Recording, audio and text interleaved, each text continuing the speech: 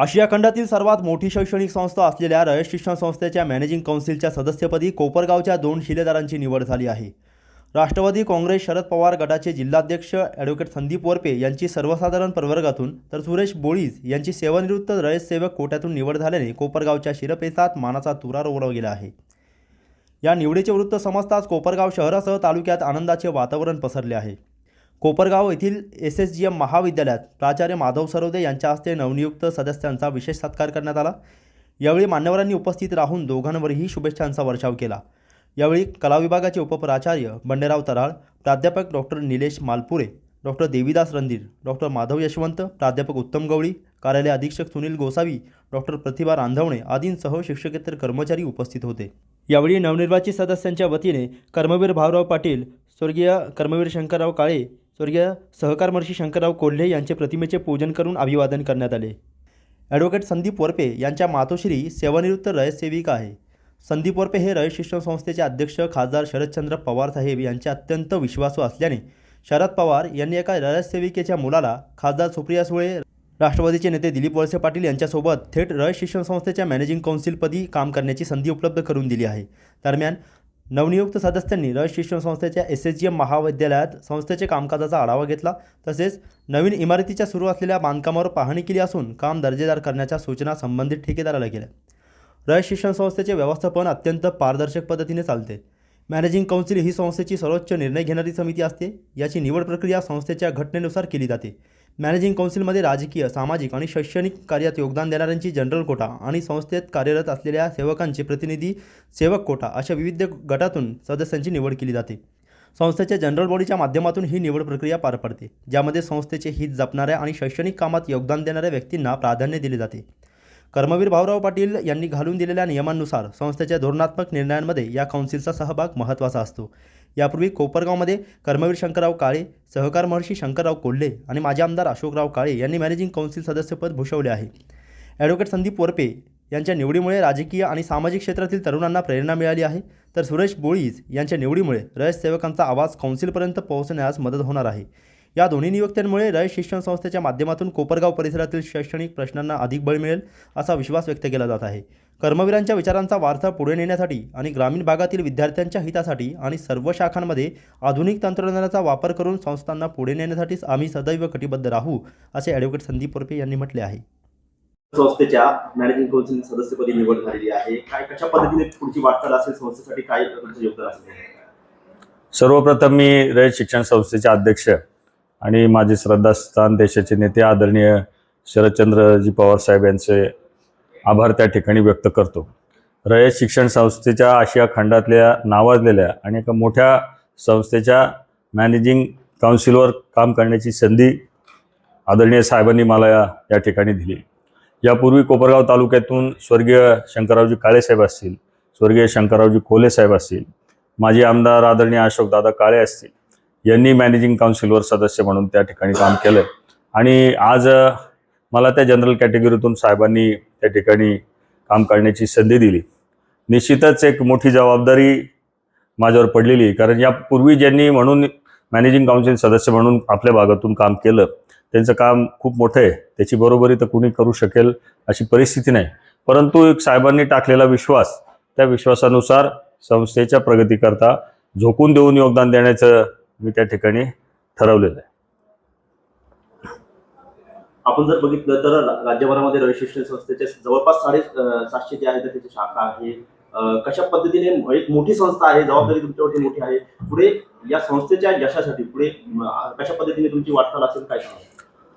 रयत शिक्षण संस्थेची दैदिप्यमान अशी प्रगती आदरणीय पवार साहेबांच्या अध्यक्षतेखाली त्या ठिकाणी झाली आहे. कर्मवीर अण्णांनी जेव्हा रयत शिक्षण संस्थेची स्थापना केली तेव्हा त्यांनी सांगितलं होतं की माझ्या दाढीत जितकी केस आहे त्याच्यापेक्षा जास्त मुलांना मी ग्रामीण भागातल्या त्या ठिकाणी शिक्षित करणार आहे. आणि स्वर्गीय कर्मवीर अण्णांनी अतिशय झोकून देऊन त्या ठिकाणी काम केलं. आणि शिक्षण हे फक्त शहरातच होतं, ते शिक्षण त्या काळात कर्मवीर अण्णा ग्रामीण भागात घेऊन आले. आणि त्यातून बहुजन समाजाची गोरगरीब मुलं सगळा जाती धर्मभेद विसरून त्या ठिकाणी एका शाळेमध्ये शिकली. आणि त्या वटवृक्षात रूपांतर होताना स्वर्गीय काळे साहेब असतील, कोल्हे साहेब असतील यांनी त्या ठिकाणी योगदान दिलं. पवार साहेबांनी अलीकडच्या काळामध्ये रयतमध्ये फार मोठ्या प्रमाणावर लक्ष घातले. पवार साहेबांना संपूर्ण देशच एक विजनरी आणि काळाच्या पुढची पावलं ओळखून वाटचाल करणारा नेता म्हणून त्या ठिकाणी बघतो. त्यामुळं अलीकडच्या काळातलं जे तंत्रज्ञान आहे, आर्टिफिशियल इंटेलिजन्स, हे सगळं त्या ठिकाणी आलं. आमच्या इथं सगळ्या रयतच्या शाखांमध्ये इंटरॅक्टिव्ह पॅनल त्या ठिकाणी बसवलेले. एक आधुनिकतेकडे रयतची वाटचाल त्या ठिकाणी सुरू आहे. रयतचा विस्तार फार मोठा आहे. 747 विद्यालय, माध्यमिक वगैरे प्राथमिक सगळं धरून आहे. 43 कॉलेज आहे. साधारण 4.5 लाख मुलं रयत शिक्षण संस्थेमध्ये राज्यभरात शिक्षण घेतात. आणि त्याच्यामध्ये आमची जी शिखर जी बॉडी आहे रयतची, तिची रचना अशी की पवारसाहेब अध्यक्ष आणि त्याच्या खालोखाल मॅनेजिंग काउन्सिल त्या ठिकाणी असते. तिच्यात अनेक मान्यवर काम करतात. मग देशाच्या आमच्या नेत्या खासदार सुप्रियाताई सुळे असतील, माजी खासदार रामशेठ ठाकूर असतील, भारतीय विद्यापीठचे कुलगुरू विश्वजित कदम साहेब असतील, त्याच्याबरोबर दिलीप वळसे पाटील असतील आणि अनेक लोक त्याच्यामध्ये मॅनेजिंग काउन्सिलवर काम करतात. आणि अशा थोड्या मोठ्यांबरोबर काम करायची संधी साहेबांनी मला दिली. मी आपल्या माध्यमातून पवार साहेबांचे खूप खूप आभार मानतो. त्याचं दुसरं कारण असं आहे की माझी आई रयत सेविका होती. माझ्या आईनी रयत शिक्षण संस्थेमध्ये प्राध्यापिका म्हणून कोपरगावच्या SCGM कॉलेजमध्ये नोकरी केली आणि एका रयत सेविकेच्या मुलाला रयत शिक्षण संस्थेच्या सर्वोच्च अशा मॅनेजिंग काउन्सिलर साहेबांनी काम करण्याची संधी दिली. याची सुरुवात खूप आधीपासूनच झाली होती. स्वर्गीय कोले साहेबांनी मला कर्मवीर भाऊराव पाटील विद्यालयावर त्या ठिकाणी कमिटीवर घेतलं होतं. त्यानंतर 4 वर्षापूर्वी पवार साहेबांनी मला रयत शिक्षण संस्थेच्या जनरल बॉडी सदस्य म्हणून काम करण्याची संधी दिली. आणि त्यातून मग माझं काम आणि माझ्या संस्थेच्या प्रती असलेली निष्ठा आणि वैचारिक बैठक बघता बहुतेक पवार साहेबांनी मला ही मोठी जबाबदारी दिली असं मला वाटतं. निश्चितच जबाबदारी मोठी आहे, परंतु फार मोठं काम करून दाखवण्याची जिद्द माझ्यामध्ये त्या ठिकाणी आहे. पूर्ण वेळ देऊन मी काम करणार आहे. पवार साहेबांनी कायम सांगतात, पवार साहेब, आणि आम्हालाही सांगितलंय की रयत शिक्षण संस्थेमध्ये काम करताना राजकीय जोडे बाजूला ठेवून काम करायचं असतं. आणि आजपर्यंत तरी मी पाळत आलोय आणि आता तर जबाबदारी आहे, त्यामुळे निश्चितच पाळलं जाईल. राहिला विषय कोपरगावचं आपलं जे SCGM कॉलेज आहे, हे नगर जिल्ह्यामध्ये, म्हणजे कोपरगावच्या नागरिकांना, जनतेला मी सांगू शकतो, येणारा ॲडमिशनचा काळ आहे. कुणी काही जरी म्हटलं तरी नगर जिल्ह्यामध्ये फक्त 3च कॉलेज आहे ज्यांना केंद्र सरकारच्या NACचे A++ मानांकन मिळालेलं आहे. एक कर्जतचं दादा पाटील महाविद्यालय, 2 कोपरगावचं SCGM महाविद्यालय. याच्या व्यतिरिक्त जितकी म्हणून महाविद्यालय असतील, चांगले असतील त्यांच्या परीने, पण केंद्र सरकारच्या NACच्या कसोटीवर फक्त जी खरी उतरली ती 3 महाविद्यालय आहेत. ती तिन्ही रयतची आहेत. आणि कोपरगावच्या SCGM कॉलेजचा मी विशेष उल्लेख करतो की हे महाविद्यालय NAC होऊन सुद्धा दोन्ही वेळेस A++ कॅटेगरीत आलं. आणि आज आमच्याकडे सगळीकडे इंटरॅक्टिव्ह पॅनल आहे, 22 एकराचा मोठा कॅम्पस आहे, आर्टिफिशियल आणि NAC मिळाल्यामुळं आम्ही अनेक त्या ठिकाणी कोर्सेस लवकरच इथं चालू करतोय. आणि निश्चितच ज्या पद्धतीने इथं CDSवर स्वर्गीय काळे साहेबांनी काम केलंय, स्वर्गीय कोले साहेबांनी काम केलंय, अशोक दादांनी काम केलंय, बिपिन दादांनी काम केलंय, आता आम्ही सगळी तरुण मंडळी इथं काम करतोय. तर निश्चितच या महाविद्यालयाचा लौकिक, त्याचबरोबर कोपरगाव तालुक्यातील सगळ्या शाळांचा लौकिक वाढवण्यावर त्याच्याकरता भर असेल. आणि हे कोपरगावचं झालं तरी आता राज्य पातळीवरचं पद असल्यामुळे इतर ठिकाणी जिथून संपर्क होईल, तर निश्चितच माझ्या पवार साहेबांशी, सुप्रियाताईंशी असलेल्या थेट संपर्काचा फायदा त्या भागातल्या शाळेला, त्या भागातल्या कॉलेजला कसा होईल याचा माझा प्रयत्न असणार आहे. नमस्कार. रयत शिक्षण संस्था सातारा 9 मे पुण्यतिथीनिमित्त अण्णांच्या ह्या चालू शैक्षणिक वर्षामध्ये मॅनेजिंग काउन्सिलपदी कोपरगाव तालुक्यामध्ये आत्तापर्यंत संस्थेचे माजी वाईस चेअरमन शंकरराव काळे साहेब, त्याचबरोबर शंकरराव कोले साहेब, अशोकदादा काळे हे मॅनेजिंग काउन्सिल सदस्य म्हणून त्यांनी काम बघितलेलं होतं.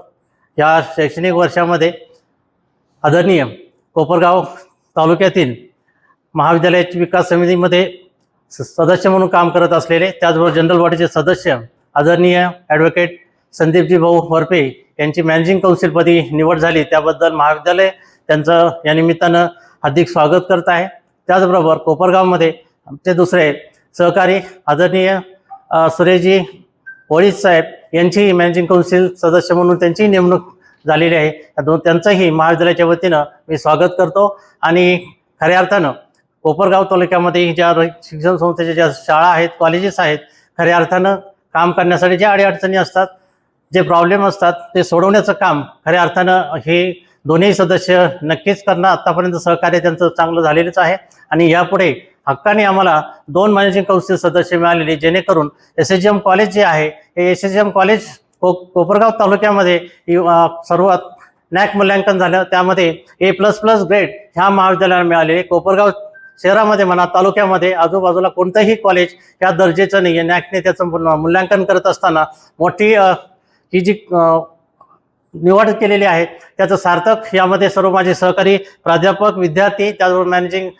सदस्य सर्व आहेत, CDCचे सर्व सदस्य आहेत, या सर्वांचं या ठिकाणी मार्गदर्शन मिळालं आणि म्हणून हे महाविद्यालय उंच भरारी घेत आहे.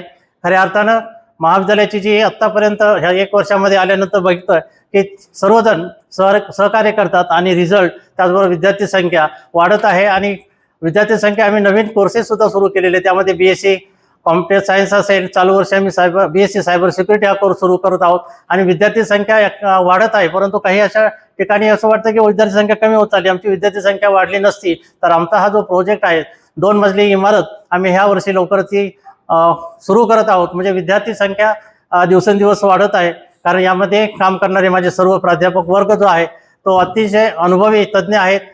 पब्लिकेशन्स, रिसर्चमध्ये मोठं काम आहे. पेटेंट 11 पेटेंट आमचे ह्या वर्षी महाविद्यालयातील माझ्या प्राध्यापकांनी केलेले आहेत. बरेच विद्यार्थी जे आहेत ते NCC मधून स्थायी कॅम्पला दिल्ली इथं निवड झालेली आहे. सांस्कृतिकमध्ये विद्यार्थ्यांचा सहभाग मोठा आहे आणि विविध बक्षिसे त्यांनी नोंदवलेली आहेत. अशा प्रकारे आम्हाला आमच्या पाठीवरती थाप देण्यासाठी दोन्ही मॅनेजिंग सदस्य जे आहेत मी पुन्हा एकदा त्यांचं महाविद्यालयाच्या वतीनं स्वागत करतो.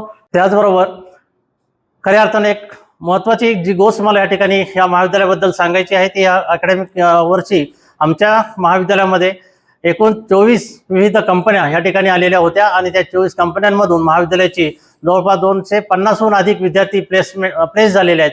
हे गर्व आम्हाला ह्या महाविद्यालयाचा वाटतो, कारण यामध्ये आमचे सर्व सहकारी पदाधिकारी आम्हाला सहकार्य करतात आणि हे ह्या वर्षाची खरी उच्चनीय अशी नोंद ह्या महाविद्यालयाने घेतलेली आहे. त्याचबरोबर CDCचे चेअरमन, रयत संस्थेचे व्हाईस चेअरमन आदरणीय ॲडव्होकेट भगीरथ काका शिंदे यांचीही मॅनेजिंग काउन्सिलपदी नियुक्ती झालेली आहे. त्यांचाही मी महाविद्यालयाच्या वतीनं या निमित्तानं स्वागत करतो आणि माझे उपस्थित सर्व सहकारी प्राध्यापक आणि विद्यार्थी सर्वांच्या वतीने पुन्हा एकदा आदरणीय ॲडव्होकेट संदीप भाऊ वरपे साहेब, त्याचबरोबर सुरेशजी बळी साहेब यांचं पुन्हा एकदा मी स्वागत करून माझं प्रास्ताविक थांबवतो. जय हिंद, जय